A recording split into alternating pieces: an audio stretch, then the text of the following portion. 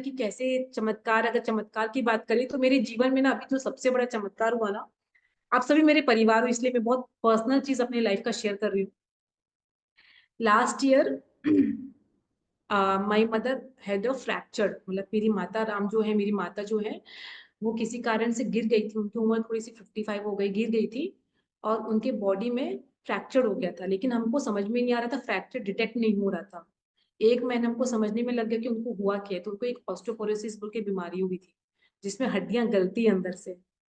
तो फिर बहुत मेरे, देखो, बच्चे चाहे जितने भी स्ट्रांग हो जाएं, लेकिन जब माता पिता की बारी आती है ना तो बच्चे भी कमजोर हो जाते हैं। होते हैं कि नहीं होते? हाँ। तो मैं भी बहुत कमजोर हुई और बहुत मैं रोई कि भाई गुरुदेव ये क्या फेस है, क्या आप कर रहे हैं। मैं तो आपके लिए, कहते हैं ना कि गुरु का काम करो तो गुरु आपका काम करता है, तो मेरा काम क्यों नहीं हो रहा, मेरे माता पिता क्यों बीमार हो गए, है ना। सेम टाइम में पिताजी का भी कुछ प्रॉब्लम हो गया था, हेल्थ इशू। मेरी माता राम का, फिर माता जी का ना मुझे ऑपरेशन करवाना पड़ा। एक महीने के अंदर में उनके पैर में इतना बड़ा मुझे रॉड लगवाना पड़ा। बहुत टफ टाइम था, है ना। डॉक्टर चूज करने से लेकर के, मशीन यूज करने से लेकर के सब कुछ। जब अपने माता पिता की बारी आती तो आपको लगता, आपको। एंड माय डैड सेड, मेरे पापा ने हमेशा एक चीज बोली कि बेटा आपको ही डिसीजन लेना है ना। बिकॉज मेरा कोई बड़ा भाई है नहीं। बड़ा भाई एक था जो बचपन में एक्सपायर हो गए थे, तो मुझे ही डिसीजन लेना है लाइफ का। क्योंकि मेरे घर पे कहते हैं कि पूजा कोई, मेरे पिताजी हमेशा एक बात कहते हैं कि पूजा मेरे लिए कोई लड़की नहीं, पूजा मेरा लड़का है। पूजा घर संभालती है मेरा, है ना। तो फिर माँ पापा, मम्मी को ऑपरेशन किया। जब मम्मी को ऑपरेशन किया तो उसी के साथ साथ में पता चला कि उनको साथ में एक स्टोन का भी कुछ इशू है। और उसका 2 महीने के अंदर में उनका सेकेंड ऑपरेशन हुआ, गॉल ब्लैडर निकालना पड़ा उनको। तो it was so tough. Almost 6 से 7 महीना मेरी माता, मेरी मॉम बेड पे थी, वो चल नहीं पाई। So tough for me, I can not say that कि कितना टफ था। फर्स्ट टाइम होता है ना जब आपकी मॉम को आप चलते हुए देखते हो स्टिक पकड़ के, है ना। 6 महीने तक सच बता रही हूँ, मैं एक बूंद आंसू की नहीं रही कि मैं कमजोर नहीं हो सकती थी, मुझे संभालना था अपनी मॉम को, अपने डैड को, अपनी फैमिली को, है ना। सब चीजें जितना हो पाए मुझसे मैंने किया, बेस्ट डॉक्टर चूज करना, सब कुछ किया। बट मैं अंदर से बहुत टूट चुकी थी, है ना। तो मुझे लगा कि नहीं, गुरुजी के पास जाना जरूरी है। तो गुरुजी जबलपुर आए थे लास्ट ईयर, तो मैं जबलपुर गई थी यहाँ से। तो that was a private event, है ना, तो गुरुजी से मिलना थोड़ा मुश्किल हो रहा था। तो अभी इतना मैं हाथ पैर मारी कि कैसे गुरुजी से मिलना, तो बोले कि पॉसिबल ही नहीं। मैं बोली मैं इतना दूर से आई हूँ रायपुर से, मुझे गुरुदेव से मिलना है, बहुत अर्जेंट है। मुझे ऑलमोस्ट 3 घंटा धूप में खड़ा होना पड़ा, मुझे गुरुजी का मिला नहीं। पहली बार बहुत धक्का पहुंचा, लगा कि क्या है ये, है ना, एक भक्त रो रहा है, गुरु को परवाह नहीं है यहाँ।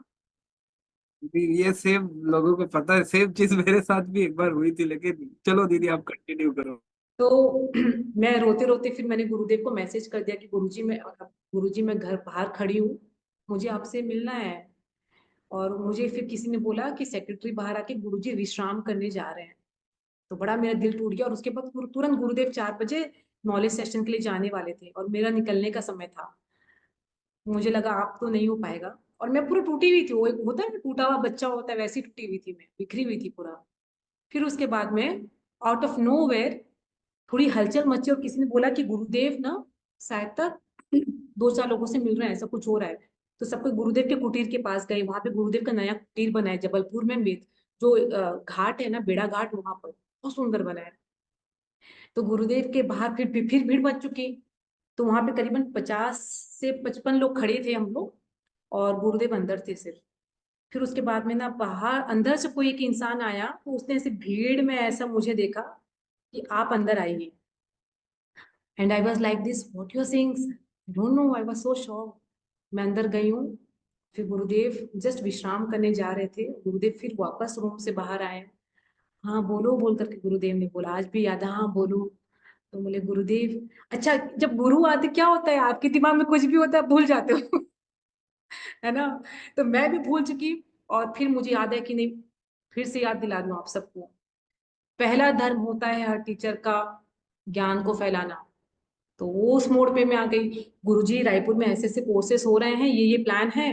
तो मैं उस मोड में बात करने लग गई। तो उन्होंने फिर ब्लेस किया कि हाँ हाँ बहुत अच्छा काम कर रही हो, अच्छे से करो, है ना। और प्रसाद दिया और गुरुजी वापस रूम की ओर चलने लगे। तब तक मैंने अपने माता पिता के बारे में कुछ बात नहीं किया है। मैंने क्या बात किया, गुरुजी मैं कैसे काम करूँ, क्या करना है, वो सब बात किया। गुरुजी वापस आए और फिर गुरुदेव ने बोला, तेरे मन में और क्या बात चल रही है? And you know I started crying. In that moment I said, Guruji mom dad, बिल्कुल क्या हुआ? फिर गुरुजी बैठ करके मॉम की एक एक फाइल देखे, पापा का बातें सुने, जो प्रॉब्लम चल रही घर पे सारी चीजें उन्होंने सुना। और जितना मेरा मन हल्का होना था उतना मुझे उन्होंने समय दिया, है ना। आई क्राइड देन उसके बाद गुरुदेव ने एक ही चीज बोला, मैं उनका ख्याल रख रहा हूँ, है ना। That was the moment. I have never never ever ever ever, not a single thing I have seen back in my life. बहुत संभाला है उन्होंने, बहुत ऐसे मोमेंट आए हैं। अभी टाइम की कमी तो बहुत सारा नहीं कह सकती, बट एक चीज समझना आप सभी, कि गुरु आपको कभी टूटने नहीं देगा, कभी भी, कभी नहीं टूटने देगा वो आप। चाहे जैसी परिस्थिति आए, जो परिस्थिति आए, वो आपको संभाल लेगा और आपको मजबूत बनाएगा। हाँ, मेरी mom is totally fine now, my dad is totally fine. They are very much proud कि पूजा आज घर संभालती है। Financially I am financially fit, I am emotionally fit, I am doing my Gurudev work and everything.